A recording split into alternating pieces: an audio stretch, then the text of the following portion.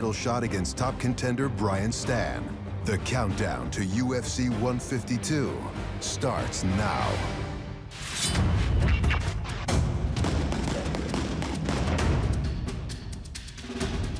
For months, UFC light heavyweight champion Jon Jones prepared to fight former Strikeforce and Pride champion Dan Henderson. Dan Henderson's a great fighter. He's beaten a lot of great athletes, a lot of legends in our sport.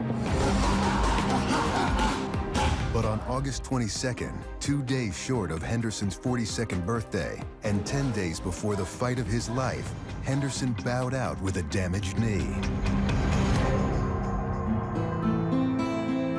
Dana White called me. He said, not many people wanted to fight you, but one guy did. Take a guess who it was. And I was like, Rashad? He's like, no, not Rashad.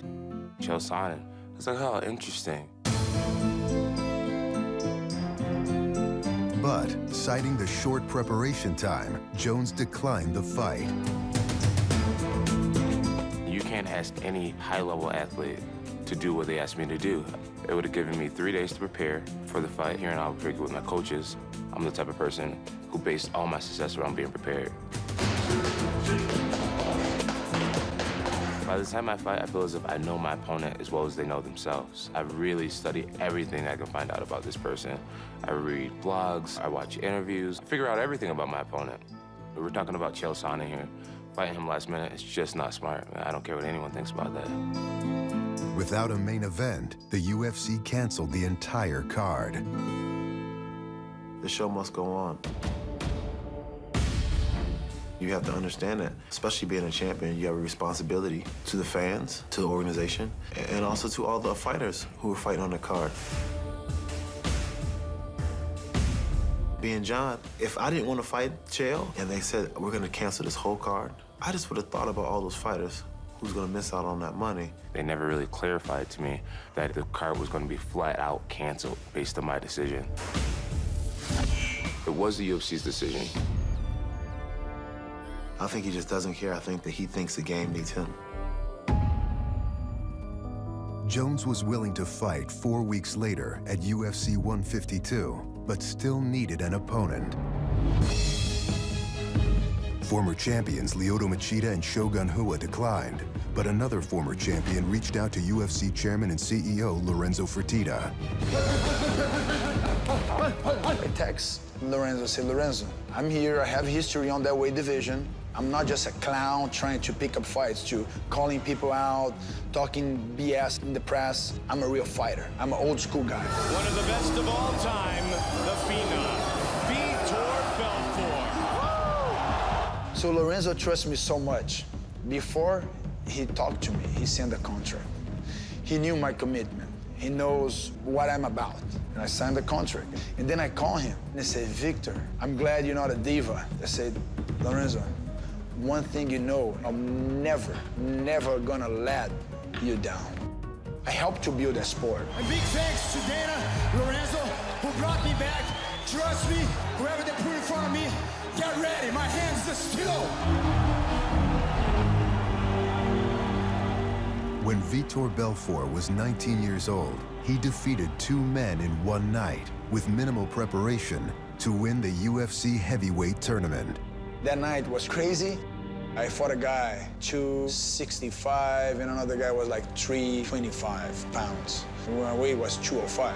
Let's get it on! Look at the quickness of Belfort. Real fast hands by Belfort. Hand speed against size is what I call this. Vitor Belfort lands a right to the head. Another.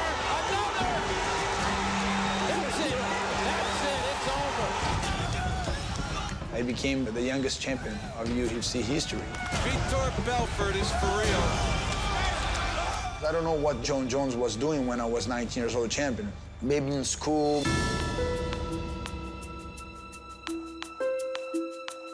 When I win the light heavyweight belt, 2 weeks before the fight, my sister got kidnapped. I received a call from Dana White, and Lorenzo say, hey, you don't need to fight. We understand you're going through this. To say, no, I'll take the fight. Here we go. Light heavyweight championship is underway. You know, the fans, they bought the tickets, so I did the fight, and I won the title. The Phenom, Vitor Belfort!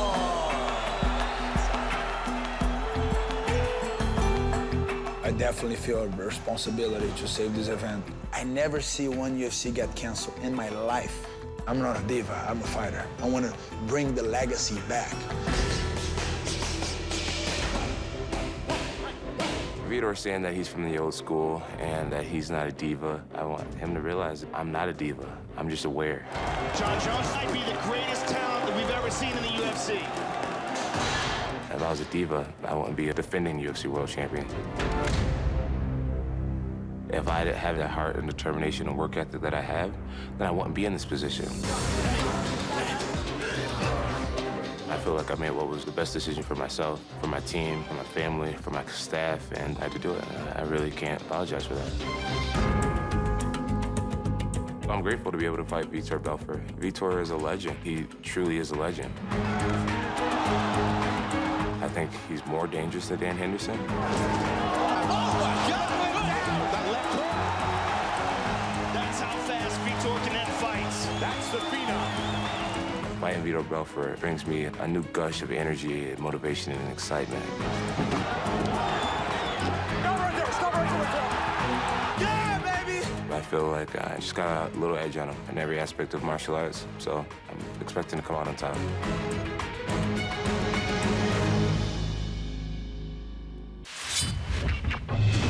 Jon Jones' last 4 victories have all been against former UFC light heavyweight champions.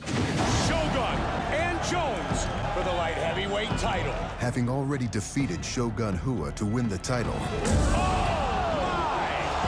man against boys. This is just the story of every Jon Jones fight. And then defending it against Rampage Jackson. Oh, look at that. Right there is Anderson Silva-like in his striking. So unpredictable. And Lyoto Machida. Oh, big right hand by Jon Jones. He's standing against him. Lyoto's in trouble. It is all over! It is all over! And still, the undisputed... In April, Jones took on Rashad Evans, and there was no love lost between the former teammates. Jon Jones is super arrogant. That's what I'm counting on.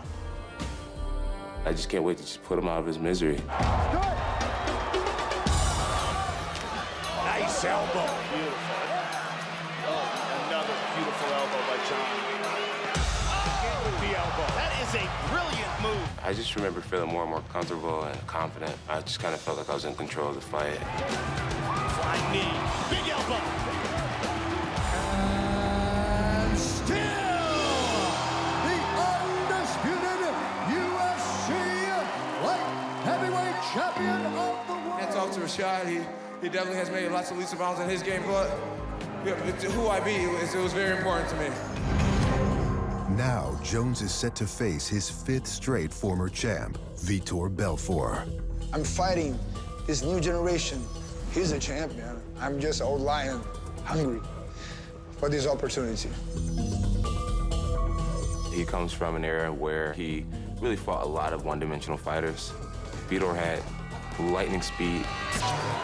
Real fast hands by Belfort. Punches with equal power in both hands.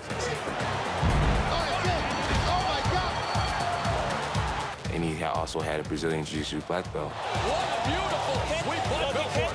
So Vitor, he had 2 styles of martial arts when most people only had one. Vitor Belfort is for real. Now, in this generation, he's fighting guys who are well-versed in every style of martial arts, and that's me. He's very good all around. He's the new breed. But of course, everyone is beatable. You just gotta find the point and when and how. Vitor is on another level. Belfort is coming off of 2 straight first-round wins over Yoshihiro Akiyama. Big shot again. Vitor swinging away. That's it. It's all over. That was spectacular. And Anthony Johnson. Anthony's very well-rounded. Hits hard, kicks hard, great wrestling. At the end of the round, I took his back. He's got a hook in. Oh! I choke him out. It is all over! Vitor Belfort, the winner by submission! I will never forget the whole crowd, the whole arena in Rio. Vitor Belfort! The Johnson fight was at a 197-pound catch weight. Vitor's last light heavyweight fight was 5 years ago. He was way smaller than Anthony Johnson. And if you felt Anthony was big, I'm a lot bigger than Anthony Johnson and a lot more technical than Anthony Johnson. So I think he'll have his hands full. Weight isn't the only change Vitor is making. With only 3 weeks to prepare, he switched camps for this fight, training with the Black Zillions, with Rashad Evans taking the role of head coach. I picked Rashad Evans because he fought Jones, he trained with Jones. For me to play a part in Vitor beating John, it'd be just as big as victory for me. It was for Vitor. I feel like I'm champion too. It'd be amazing for me to be a part of that. I knew Rashad's passion and goal was the UFC World Championship. Now he's training someone else to get everything he wants, so I don't really see the logic behind that. Maybe what happened with me and him convinced him that he'll never be a world champion at this weight class, so he was just happy having someone to defeat me. I don't think that, honestly, he's gonna be able to see Vitor coming. I think they second guess Vitor's heart. They think that he's not gonna go out there and push the fight and make it a fight. I totally expect Vitor Belfort to come out there and try to close the distance right away. Stay in my chest, as Rashad would say. I'm working a lot on my quickness, my speed. That's what they call me the Phenom. Nice left hand down him. He heard Franklin is in trouble. You have to have speed to fight John Jones. If you don't have speed, you're gonna stay on his reach all day long. That's how fast Vitor can end fights. That's the Phenom. Vitor's one of those guys who his boxing is on another level, and he has a lot of power. I'm really closing up a lot of the holes in my game, so getting in close isn't necessarily the key, as we saw in the Rashad Evans fight. And another elbow. I believe Vitor Belfort will use his wrestling and try to take me down to the mat. Vitor definitely has one of the better ground games that I'll go up against. Oh, good shots by Vitor.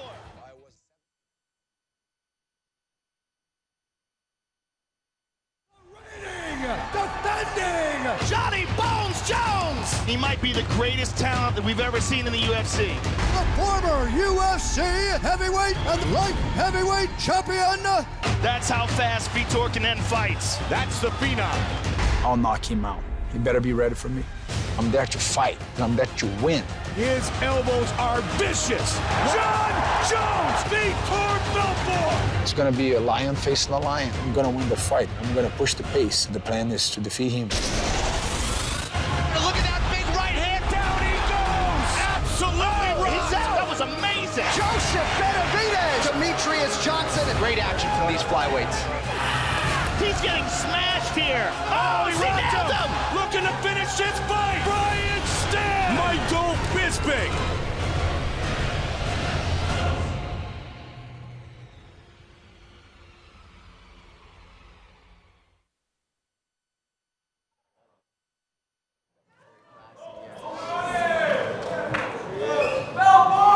Welcome everyone to Toronto and UFC 152.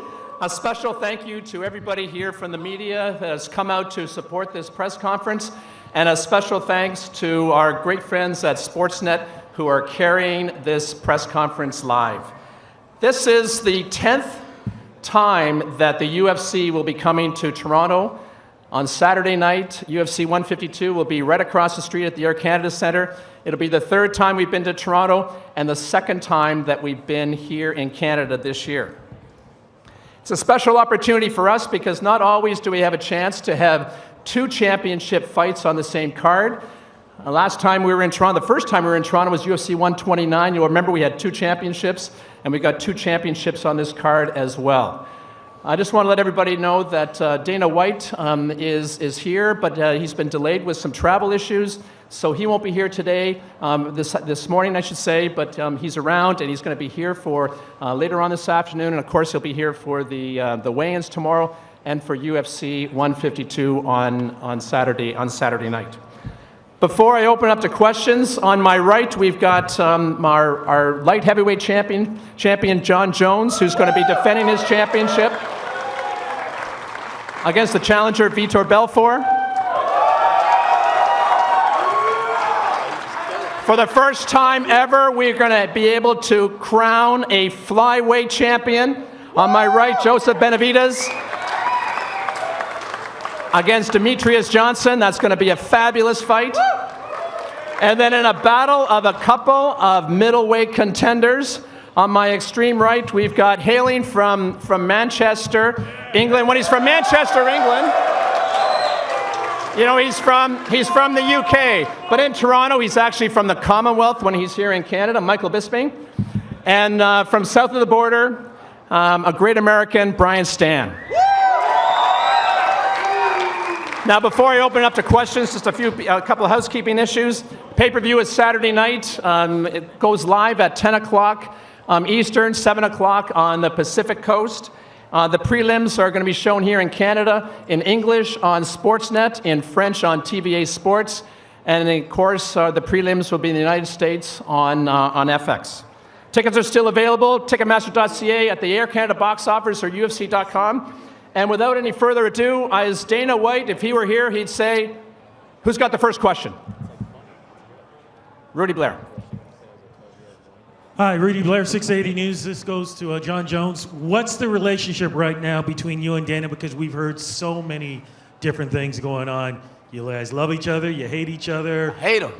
I hate everything about him.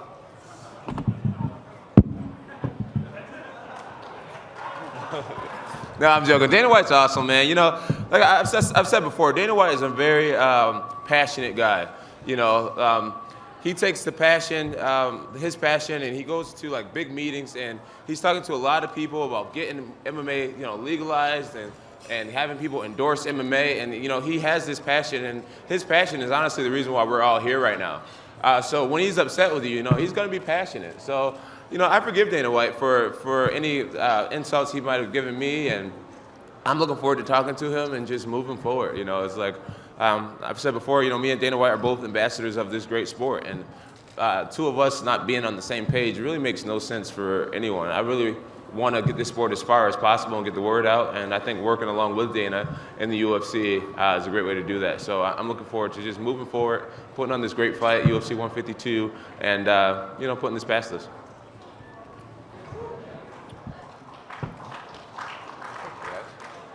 Who we got?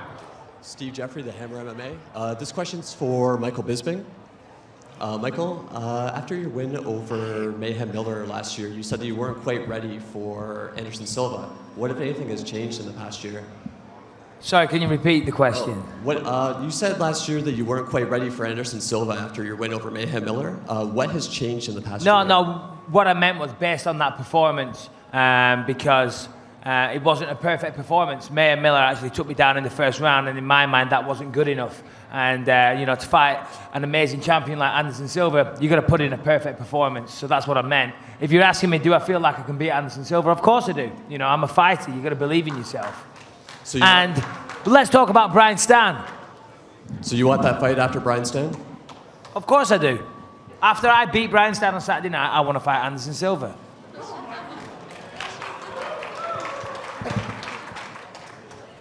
Mike Johnson, Sportsnet.ca. Question for Joseph and Demetrius. In the UFC, the opportunity to make history sort of comes few and far between, you know, those opportunities. Can you guys talk about what it will mean to you, you know, as a fighter, as a professional, to potentially make history in your sport on Saturday night? Yeah, the great thing about doing this is it's something you could have never really imagined. You know, when you get down, you put your goals down, it's to be the world champion. You can't really imagine being the first ever. So being the world champion is everything to me. You know, it's pretty amazing to work for something so hard and want it so bad, and now have it be a few days away. So the fact that it's the first ever, it's really just the cherry on top. You know, I mean, we're in here to leave a legacy, and you know, that's a great start to the legacy. You know, that's history. You know, this only happens once. So, like I said, it's nothing you can really plan for, but for me, it's just a cherry on top and that extra motivation and inspiration. But being the world champ is just everything to me. Yeah, man. Yeah, I think you bored John to death. Is this on? Oh, yeah, it's on.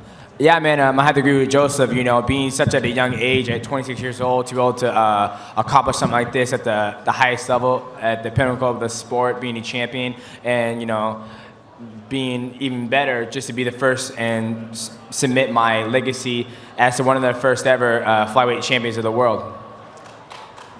And a follow-up for John and Vitor. You guys, at the time you won your belts, you made UFC history, becoming the lightest, the youngest champions at the time.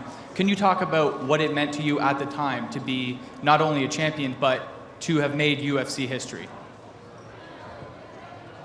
Go ahead, Vitor. First, good afternoon, everyone. It is, I think in life we all have goals and dreams to fulfill. And I learned something that it's really important in life. To things that you accomplish, you know, when you're young, in the past, you know, we make history, but the most important thing is living the right present moment. And from what I remember, it's a great remember, Carlson Gracie. I came to America with a dream, you know, and actually my dream is not just being a champion. My dream is to my sport become a mainstream sport. And I fought in a time that a lot of people criticize us. They used to say that we're never going to succeed, and just to see the sport going and where it's been, and having John Jones as a champion, a guy who preach a good message, Brian, you know, all of us here, we're fighting. This is our living, but most important thing for me is to live a legacy in the sport, so everyone can respect what we do. We are sportmen. We are fathers, we are men of honor and character, and we put a show for you guys. So being a champion, I think, is just creating a legacy for the future.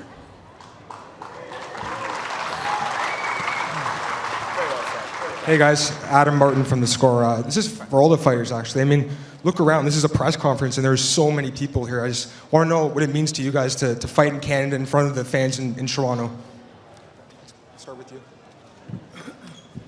Yeah, for me, you know, I mean, every time I come up to Canada, I'm blown away by the passion that you guys have for MMA. And as you say, if you look around at this press conference here, it's absolutely packed. Last time I fought here was in Montreal in 2008, and it was one of the highlights of my career. The crowd were amazing. I had a great time before, during, and after the fight. So, yeah, I'm thrilled to be here in Toronto again, and I can't wait. Saturday night, you're in for a great fight. Thanks for coming out. Brian, what do you want to answer that question? You know, I've said this several times. A lot of the fighters, when they figure out and find out that a card is going to be in Canada, you know, we all kind of call Joe Silva and say, hey, I'd love to be on that card. And there's a reason for that. Every time the UFC comes to Canada, you know you're going to go in front of a packed crowd. The weigh-ins are going to be packed. The press conference is going to be packed. The open workouts are packed. The fans here are just so passionate. It's completely different when you fight in Canada than when you fight in Las Vegas. It really is. It's just a completely different environment, and I'm honored and blessed to be here and be in such a great fight. Go ahead, Joseph. Here.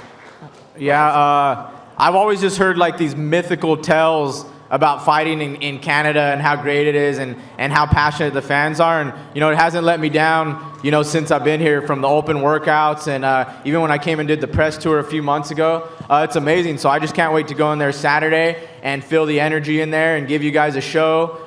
It's amazing to be on this card with such great fighters. You know, Vitor is a legend. John Jones is one of the greatest talents we've ever seen.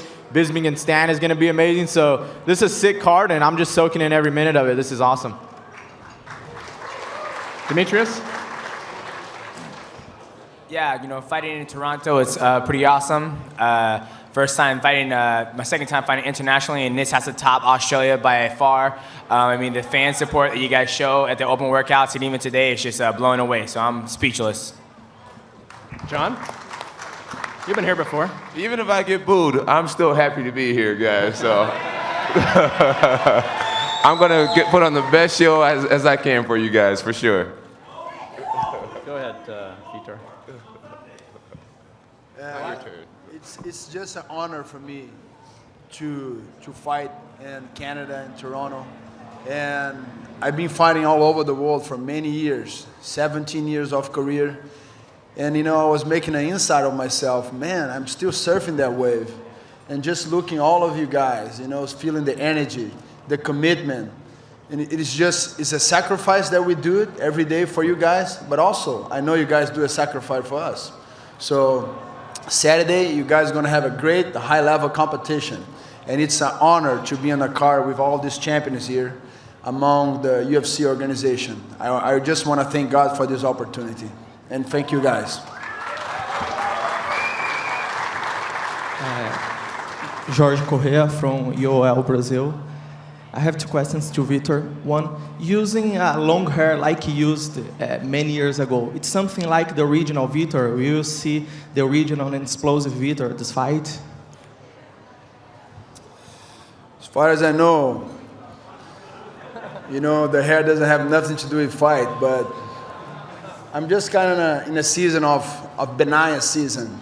I don't know if you guys know Benaya, but I'm in Benaya season, just kind of enjoying that moment, but doesn't matter my hair, it's just the skills and the will. And another question, Rashad will come to be in your head corner, Rashad Evans? Sure. You know, we've been training, I went to Black Zillions not for this fight, I went there to train. I was supposed to fight Alan Belcher and turn out, you know, learning all the wrestling skills, and it's something that was a really gap on my game, and it's been a joy training with, I love to train with champions. Dwight Wakabayashi, Bleacher Report, Toronto. My first comment is for you, Tom. Again, delivering a great card for us up here in Canada. It's really an honor to have all of you here, especially you, Vitor, with the career that you've had. John, you were here in December. It seemed like it was the pinnacle. You're on top of the world. You know, you've had a lot of adversity since then, maybe outside the cage. My question is that going to affect you once you get inside the cage against Vitor? Are you going to be able to, you know, keep your focus and be able to do what you have to do? Yeah, I definitely believe that I've maintained focus. You know, my girlfriend's mom actually taught me something. She said, you know, John, you're actually going through, you know, a lot of stuff for your age. You know, having so many people judge every little thing you do. She said, I don't see how you handle it. And she said, I told her, you know, I said, you know, it's awesome to be in this position, but it's also extremely stressful. And I said, you know, it's tough. And she said, you know, well, you got to look at the adversity in your life as new opportunities to grow, you know. And I really took that to heart. You know, right now, you know, I'm on top of a lot of things. You know, I'm doing a great job as a parent, great job in my business, and I'm doing really well with my performances. I'm training really smart and everything. So I really believe that a lot of the adversity in my life, it can help me be stronger as an individual. I think it made my life a lot more interesting.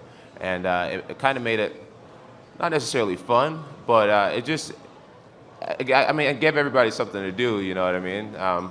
So, you know, I'm looking to just, I believe that I've grown from all of it, and I actually appreciate the curveballs that life has thrown me. And I really do feel as if I've grown from a lot of the hard times that I've had. A question, Kevin Ioli, Yahoo Sports. Question for Joseph and Demetrius. Guys, you know, in boxing, it seems like the lighter weights often have the best fights and, you know, the most exciting. And this is the first time maybe as flyweights you guys will be on the big stage. And I wonder if you can talk about, you talked about your legacy of winning the first championship, but cementing the division is, you know, one of the great divisions in MMA. Do you think that means a lot to you, and what can people expect?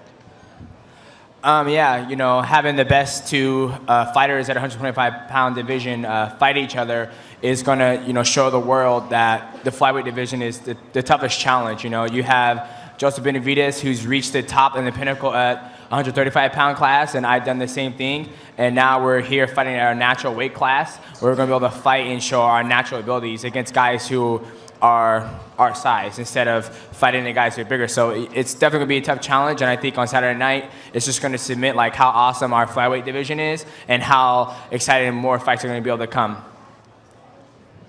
Yeah, it definitely means a lot going out there and proving something. Mainly just because the division is new and most people haven't been introduced to it. So, you know, this is the big introduction. So it definitely means a lot. You know, it's great that it's in Canada, so we have these fans, and that Jones and Belfort is on the card, because that brings that many more viewers. And I know 100% we're going to deliver. So yeah, it's definitely important to go out there and put on a great fight. And with time, the fights are just going to continue to be great. So, you know, I'm not too worried about the legacy of the flyweights, because, I mean, like I said, I know 100% every fight's going to deliver. Thank you. And then one question for John, if I might, following up on your last answer. Just, you know, life is in the fishbowl as the champion. How has it changed compared to when you were a contender and on your way up? Now all the extra responsibilities and all the, you know, you talked about the focus it's on you as champion. How is things different being in the fishbowl compared to when you were on your rise? You know, it's been a lot different. You know, the biggest difference is you know, pretty much going from ordinary person and being able to just be the person you want to be at all times to, you know, pretty much having a lot of people, you know, believe that they know you already, when there's just so many different sides of me that just isn't demonstrated every day. So I guess that's the biggest difference, is just, you know, dealing with a lot of people who just are so opinionated when they never really had dinner with you or really got to understand who you are.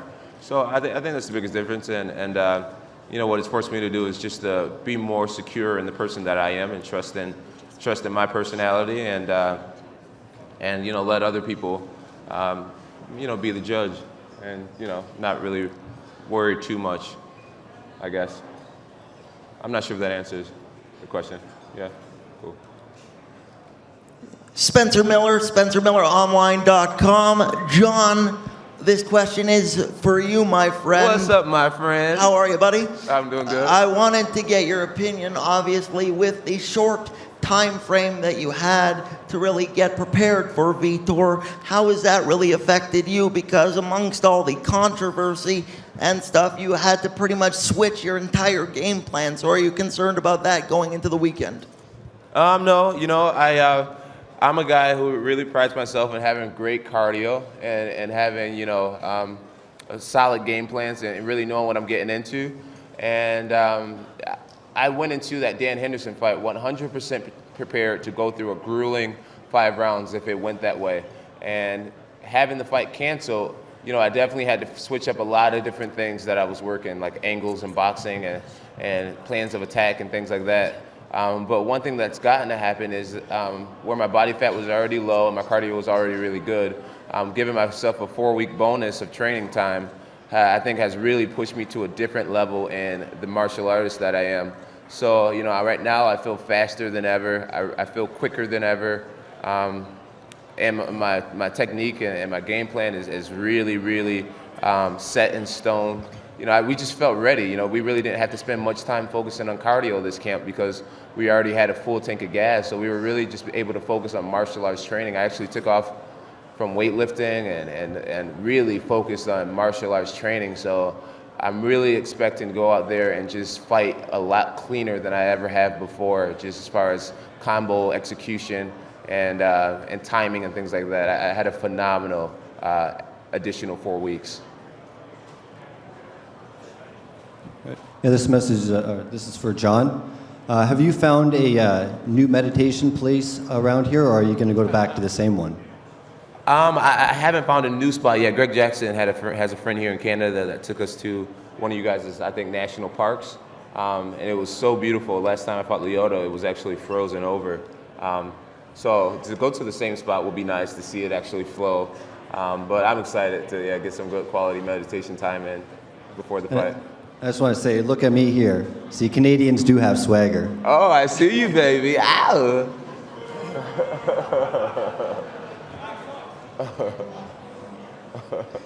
Hi, Lily Lazar, Green with Fight Network. This is for Joseph and Demetrius. It was my understanding that you two went on a date to a Coldplay concert, and I'm just wondering your relationship and how that translates in the octagon when you're fighting.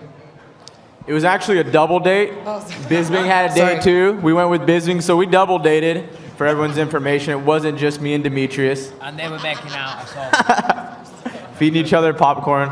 No, we had the opportunity to go to a Coldplay concert, and they said we'd sit together, and I was like, I don't hate the guy. I can do that, whatever. And yeah, it was a good time, whatever. You know, I'm not ashamed. Coldplay was awesome live, so take that. But other than that, it doesn't really affect me. As strange as it is, it was actually a little bit inspirational to be in there because we were in the same arena, the Air Canada Center, and here's this crowd, you know, going nuts over this act in the middle. And I was just thinking, like, come 2 months, we're going to be in the middle, putting on a show, and these fans are going to be going crazy for us. Yeah, people won't be crying and have lighters, but, you know, that many people, we're going to be controlling in there, and we're going to be the ones in the middle putting on a show. So at times I'd look at Demetrius and just imagine fighting him, you know, in front of all these people. So even though we were at a Coldplay, I was still thinking about taking him out. Not going to lie. What do you say, Demetrius?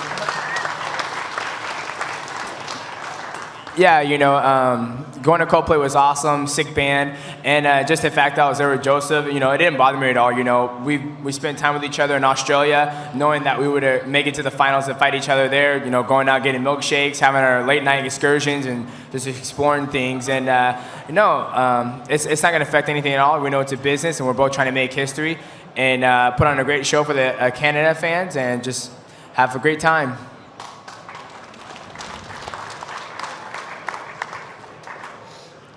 My question is for John Jones. Here I am. Here I am. Hey, man. I'm considering the events of the past month or so, a few weeks. Do you see this fight as an opportunity to put it all behind you, and do you think how you perform will put this all in the past? And then I have a second question for you, having to do with tomorrow. Do you think which family member do you believe will have the best performance this weekend? Can you give me a prediction? Okay. Well, as far as the 151 situation, you know, I definitely really feel horrible about the way it all played out. You know, it's like, you know, at the end of the day, I'm hoping that fans start to open up their minds about the situation and realize that I'm not a UFC executive, and I have absolutely zero power to cancel an event. And when I was actually talked to Dana and Lorenzo about accepting the Chael Sonnen fight, they never told me that if I didn't accept the fight that they were going to cancel the event. So you know, I definitely got all the blame placed on me for not taking a last-minute championship fight.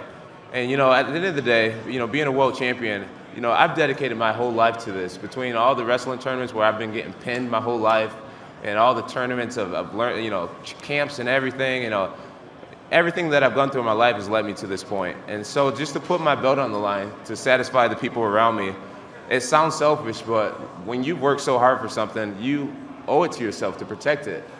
So yeah, I did what was right for myself, and I trained for this Vitor Belfort fight, and I'm grateful that I did decline that fight, because now I get to fight for you guys here in Canada, so I'm grateful to be here. And I do believe with a good performance that it will be behind me, and for the people who actually brought their tickets to the fight, you know, I definitely apologize to them for you know, not being able to see the fight. I think it's pretty awesome if you own one of those UFC 151 tickets. I would like to have one for myself. It's kind of monumental in a way, but yeah, I believe a good performance will definitely help people forget. And for the people who refuse to forget, well, you know, I don't know what to say to you about that, but you know, life's about moving forward, and I believe that this whole situation is going to bring me and the UFC even closer. You know, I think we're going to have a better level of respect for each other. I think it's going to be healthy for fighters in the future to know their rights. And a lot of positives is going to happen from this. I really do. So I really do believe that. So I'm going to go out there. I'm going to perform well, and I really believe that the fans are going to get over it. Oh, and as far as the NFL game on Sunday, Ultimately my brothers can't decide who wins or loses. That's an individual sports decision, like us MMA fighters. But I am interested to see which brother plays the hardest. Chandler is very braggadocious, and if he beats Arthur would never hear the end of it. So I just hope that they both play hard. Maybe if the losing team, the one that's on the losing team had the better individual game, it won't hurt as bad. So they both better play hard. I'm excited to see it. David Abraham from the Hammer MMA for John Jones.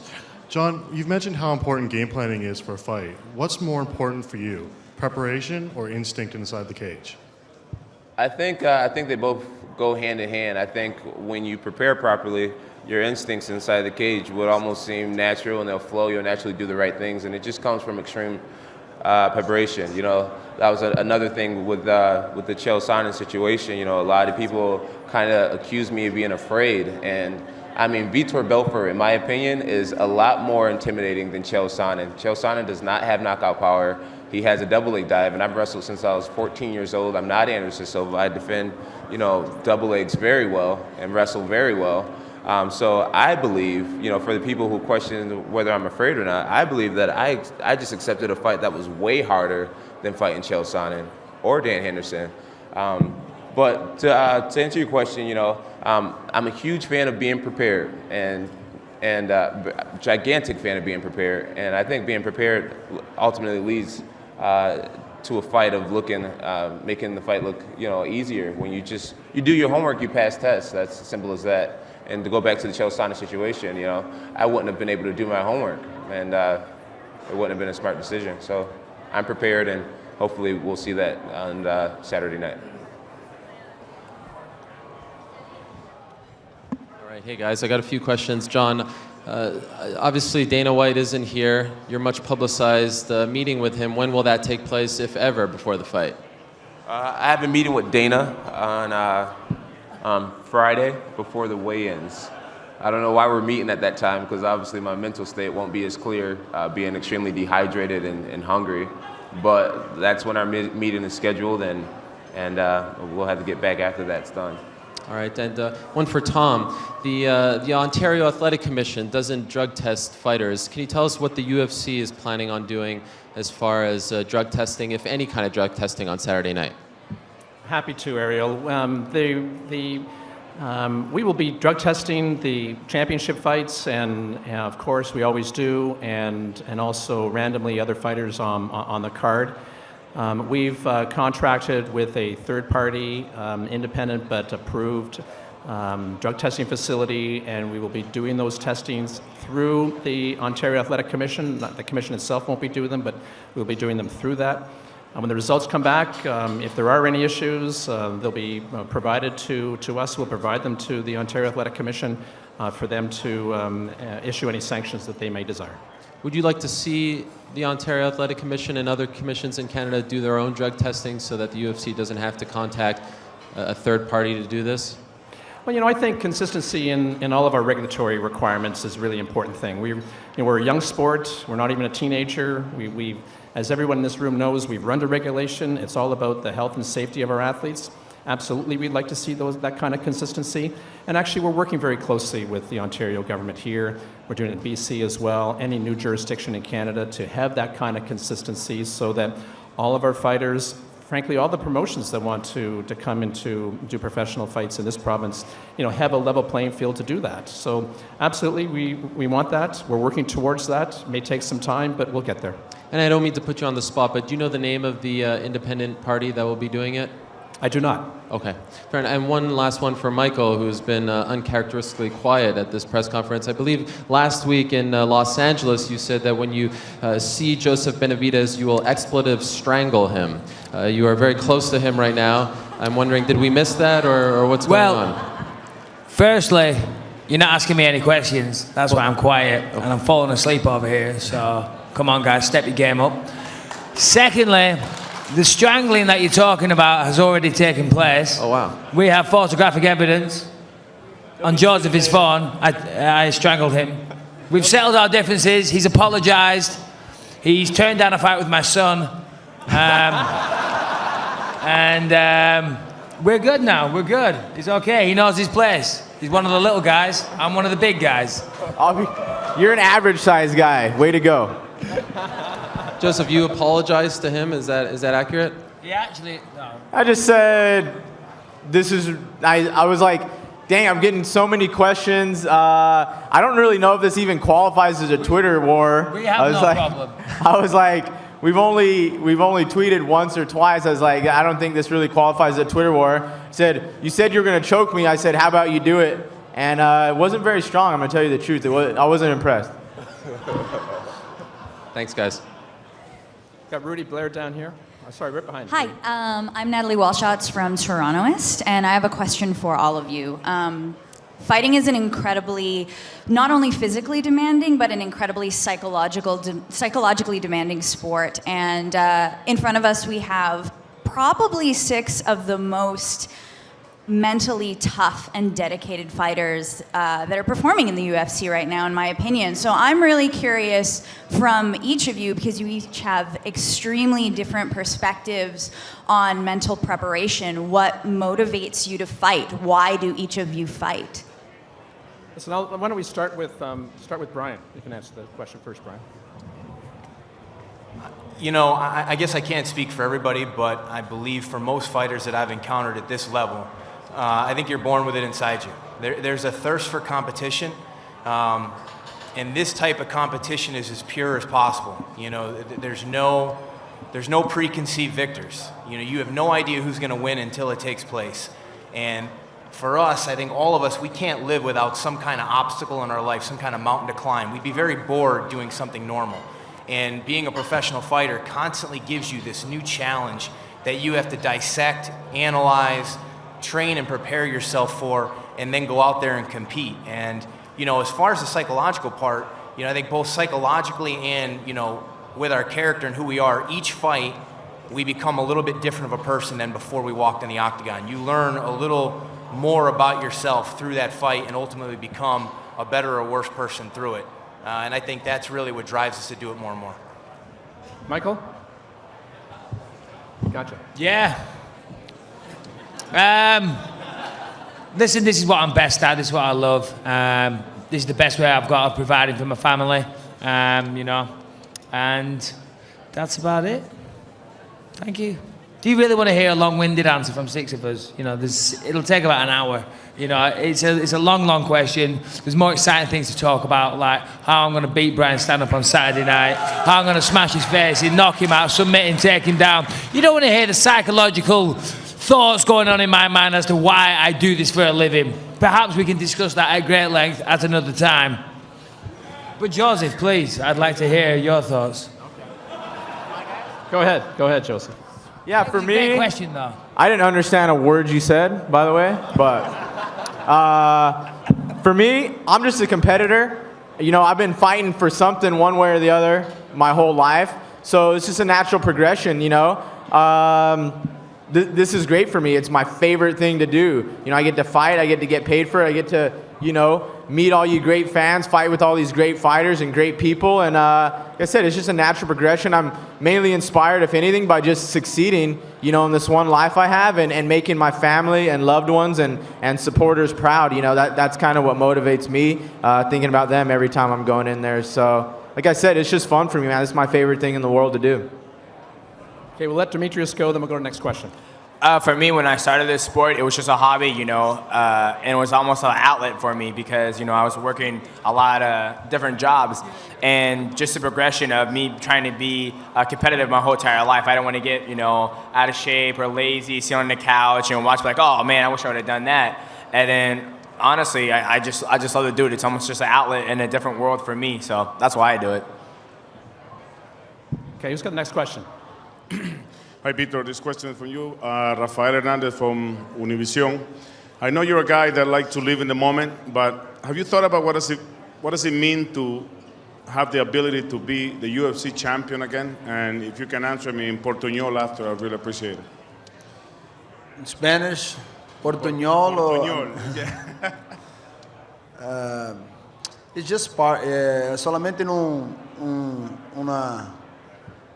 un momento. Una cosa na vida de que hago todo dia é viver o momento. Mi tesoro, my treasure, it's everywhere. Nobody, no persona pode tirar de mim meu tesouro. Ser campeão é parte de minha vida, do processo de que faço treinamento, no compromisso, mas meu tesouro não é a luta. Meu tesouro é a minha fé em Deus, em minha família, de que esse é um momento que estou vivendo, não vai mudar nada em minha vida. Minha persona não hace mudar nada. Pode trazer mais dinheiro, mais fama, mas não me muda. Ser campeão é parte do processo. John, question for you. Probably you've been asked. Speaking Spanish just now? Excuse me? Was that Spanish? It's Portuñol. It's a mix of Portuguese and Spanish. It's pretty similar, isn't it? Yes. Portuguese and Spanish. We call it Portuñol. It's Portugués y español juntos. Portuñol. I got Ebonics down and some English, some French. But talking to you about the cancellation of the fight, would it have made a difference if they have told you that? Would you have taken the fight if they have told you that they was going to cancel the event on UFC 151? I really don't know. I don't know if it would have made much of a difference if they had told me. But they didn't tell me that they were going to cancel the fight. But, like I said, they asked me to put my whole livelihood on the line, and I train 5 times a day. And being the champion, it means more to me than it means to any fan. It means more to me than what it means to Dana White. If I would have somehow lost that fight, Dana wouldn't have lost a night of sleep over it. Life would have gone on, and I would have been the one stuck out there. So I don't know if it would have made that much of a difference. Ultimately, why wasn't there a great card? What was wrong with that card? Why did it have to get canceled? I watch bar fights. I love fights, no matter what level it is. So I think it was more of an insult to the other fighters on the card that, pretty much, it was almost like saying they weren't good enough to host the card without me and Dan Henderson. And I think it was more of an offensive thing. They should be mad at the superiors, not mad at me. You know what I mean? So yeah, I think at the end of the day, I probably would have done what was best for my career. And I can't really carry the weight of what happened because it really wasn't my thing. I showed up to fight. My teammates was on that card. I would have loved to have been able to watch them fight. But, I think some real questions need to be asked to Dana about why the fight got canceled. And what were you doing when Vitor won his first title? When Vitor won his first title, I was a little boy somewhere. But I remember it. My most iconic memory of Vitor is when he knocked out Wanderlei Silva with those blitz of punches. Very impressive, and it's just a beautiful moment for mixed martial arts. Rudy Blair.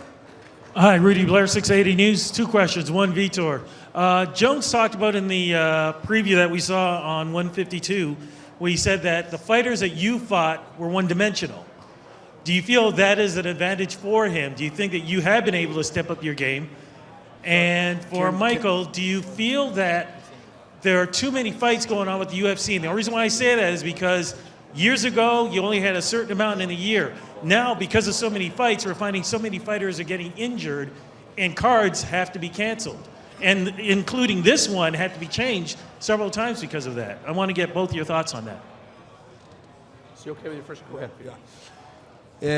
It's hard to compare fighters, It's like taking away their ability and their strength. As far as John Jones, he's a new breed of fighting, These guys, like my son, Davi, Jones is his favorite fighter. So every day, he's spinning elbow, knee on my face. So he doesn't know, say, son, let's train jiu-jitsu. Say, no, let's train MMA. So he doesn't know.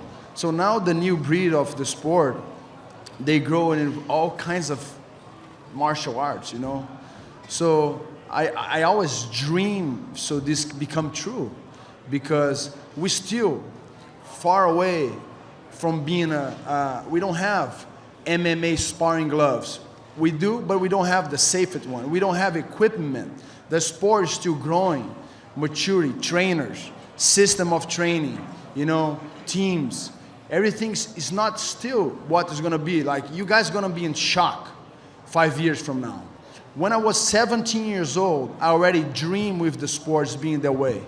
I was part of the process, the putting martial arts together. You know, ground, punching, and it's developed. And the next generation is going to be even harder and harder and harder. So for me, it's just it's such a pleasure to see, you know, fighters like John Jones, you know, everyone here that's sitting here. It's just bringing the game for the next level. And for me, like a old lion, old guy coming from the sport, you know, young, seeing that and being part of that, it's a joy. It's a pleasure. So. Yeah, I mean, obviously, I think you hit the nail on the head. There's more cards these days, so therefore it seems like injuries are more prevalent and more people are falling off cards. But I just think, you know, that's falls in line with the amount of events that there are. If there's more events, there's more fighters training, more injuries happen. I think that's just, you know, it's just natural. But let's keep it back on UFC 152. You got light heavyweight title fight, flyweight title fight, and the best middleweight matchup outside of a title fight you can get. Let's keep it focused on this, guys. That's what I'm here to answer questions about. Hey, to go back. Thanks, Michael. Come on! Fuck! Okay, come on. We're going to have a couple more questions. I want to get some questions from the fans. Question for Tom, subbing in for Dana. Whereabouts are you? Straight back. Okay, yeah. The first time you come to Toronto, it's almost like a carnival-like atmosphere here. Second time, a sellout. Why do you think this card hasn't captured people's imaginations the same way as the first two forays? Well, you know what? You can only do the first thing once. And when we came here in April of 2011, was the first time we'd ever been in this province. There was a pent-up demand. Not only was it the first time in this province, but it was the first time we ever did a stadium show. I mean, people came from around the world. They came from every continent, from every province, from every state. And it was one of those events that people had to be at. And so you can only do the first thing once. And so that's happened. You know, last December, you know, it was a great card in UFC 140. John was here. He defeated Machida in a great event. And I think that, you know, it's the third time in a very short period of time. We'll be back here again next September and in September of 2014. You know, I think that, you know, there's a lot of competition for the sports dollar. I think right now what's really exciting is that there's going to be a really great opportunity for Canadians to start to watch and engage in our sport because there's a void right now. Hockey is on lockout. There's a lot of fans that want to watch sports, and we'll happily fill that void with athletes like these guys across this table. You know, we may not have hockey night in Canada, but we can have UFC night in Canada, and we'll fill that void. One more question from the crowd, and then I'm going to ask the fans for a couple of questions, and I'll wrap it up. Hi, Mr. John Jones. I'm Tucano Huki from Brazil. No. It's a big pleasure. Nice to meet you. Yes. You are a sexy symbol in Brazil, you know? The Brazilian girls are loving you. They say, oh, do you know John Jones? He's beautiful. Yes, oh, you are so hot. And I saw a picture, you are naked. It's crazy. This is a gift for the Brazilian girl, or this is a surprise for Vitor Belfort, the big John?